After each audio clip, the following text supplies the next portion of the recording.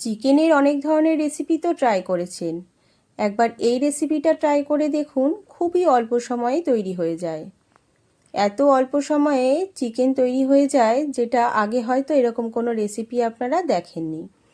তো রেসিপিটা অবশ্যই কিন্তু বাড়িতে একবার ট্রাই করবেন, খেতে কিন্তু ভীষণই স্বাদের। খুবই অল্প সময় বানানো গেলেও স্বাদের কিন্তু কোনো খামতি নেই। ভীষণই স্বাদের একটা রেসিপির নাম চিকেন মাখানি, কারণ এই রেসিপিটা বানানোর আগেই 80% কুক হয়ে যায়। চলো দেখে নিই এটা বানানোর জন্য কি কি লাগবে। প্রথমে নিয়ে নিয়েছি একটা ক্যাপসিকাম, একটা টমেটো আর একটা পেঁয়াজ। এই রেসিপিটা বানানোর জন্য টমেটো কিন্তু 2 থেকে 3টে লাগে। একটা টমেটো এভাবে ডুমো ডুমো করে কেটে নেব, আর বাদবাকি দুটো টমেটো পেস্টের জন্য লাগবে। তো এইভাবে ছুরির সাহায্যে ডুমো ডুমো করে একটা ক্যাপসিকাম, একটা পেঁয়াজ আর একটা টমেটো আমি কেটে নেব।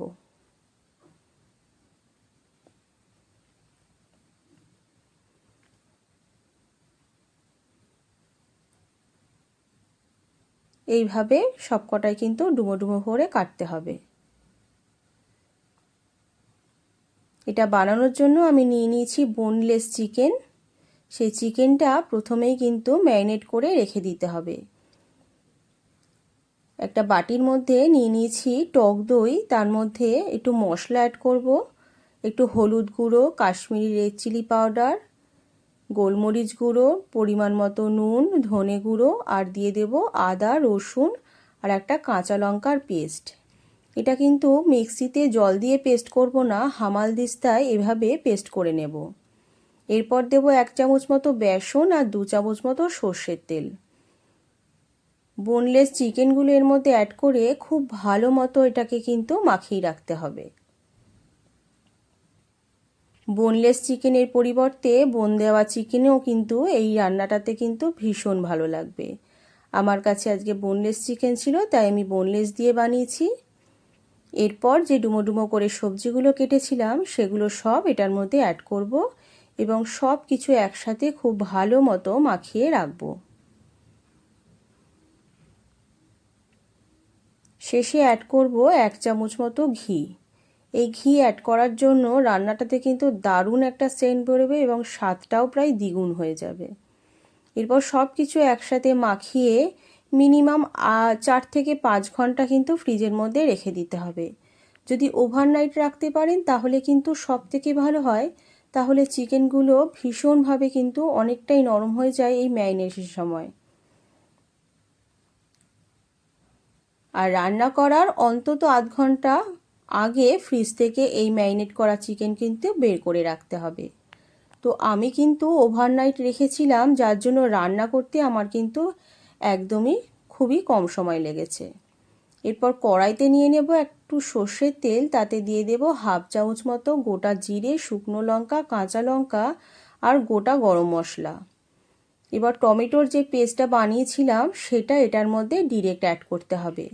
সামান্য একটু জল দিয়ে এই টমেটো পিউরিটা খুব ভালো মতো কিন্তু কষিয়ে নিতে হবে। টমেটোর কাঁচা গন্ধটা যখন চলে যাবে তখন ম্যারিনেট করা চিকেনটা এটার মধ্যে আমি অ্যাড করে দেব। এই রান্নাটা করতে কিন্তু ভীষণই কম সময় লাগে। ওই ম্যারিনেট করে ফ্রিজে রেখে দিলেই কিন্তু এই রান্নাটা 80% হয়ে যায়।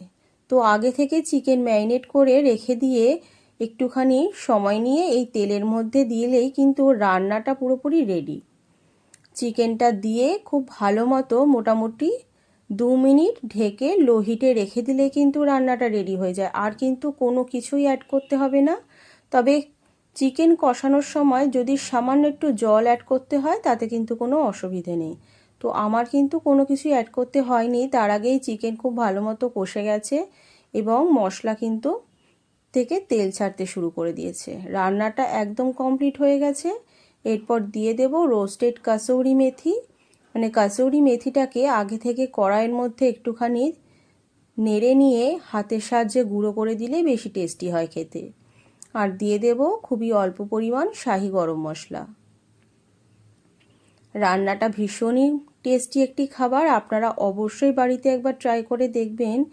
আর রেসিপিটা আপনাদের কেমন লাগলো আমাকে কিন্তু অবশ্যই কমেন্ট বক্সে জানাবেন। খুবই কম সময়ে চিকেনের এত সুন্দর একটা রেসিপি তৈরি করে দেখালাম, আপনারা বাড়িতে অবশ্যই ট্রাই করবেন। আর এই রান্নাটা কিন্তু অবশ্যই রুটি অথবা পরোটার সাথে খেতে সবথেকে বেশি ভালো লাগবে, তবে ইচ্ছে করলে ভাতের সাথেও খেতে পারেন। আমি এটা খেয়েছিলাম পরোটার সাথে, অসাধারণ লেগেছিল খেতে। আপনারা ট্রাই করে দেখুন, আপনাদেরও আশা করি খুবই ভালো লাগবে এবং একবার কেন আপনারা বারবার এটা বানিয়ে খেতে চাইবেন, কারণ এটা বানানোর জন্য কম সময়, এতটাই কম সময় লাগে, এর থেকে কম সময় হয়তো চিকেন বানানো যায় না।